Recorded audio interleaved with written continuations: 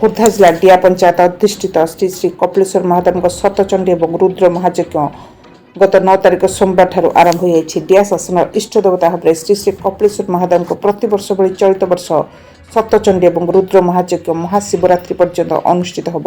ଆଜି ବାବା କପିଳେଶ୍ୱରଙ୍କ ଯଜ୍ଞ ସୂର୍ଯ୍ୟ ପୂଜା କୁମ୍ଭ ସଂକ୍ରାନ୍ତିରେ ଅନୁଷ୍ଠିତ ହୋଇଛି। କୁମ୍ଭ ବୁଡ଼େଇଥିବା ମହିଳା ଏବଂ ପୁରୁଷ ଏବଂ ଭକ୍ତମାନେ ମଧ୍ୟ ଉପସ୍ଥିତ ରହିଥିଲେ।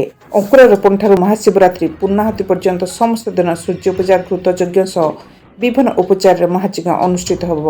ସେଥିପାଇଁ କଳସ ଯାତ୍ରା ମଧ୍ୟ ସମାପନ ହୋଇଥିଲା। ସ୍ଥାନୀୟ ଅଞ୍ଚଳର ମହିଳାମାନେ ସଂକଳ୍ପ କରି ଏହି କଳସ ଯାତ୍ରାରେ ସାମିଲ ହୋଇଥିଲେ। ଅନୁଷ୍ଠାନର ଅଧ୍ୟକ୍ଷ ଡକ୍ଟର ସଞ୍ଜୟ ମହାପାତ୍ର ଏବଂ ପଦ୍ମନାଭ ଭଟ୍ଟ ମିଶ୍ରଙ୍କ ପ୍ରତ୍ୟକ୍ଷ ତତ୍ତ୍ୱାବଧାନରେ ଏହି ମହାଯଜ୍ଞ ସମାପନ ହୁଏ।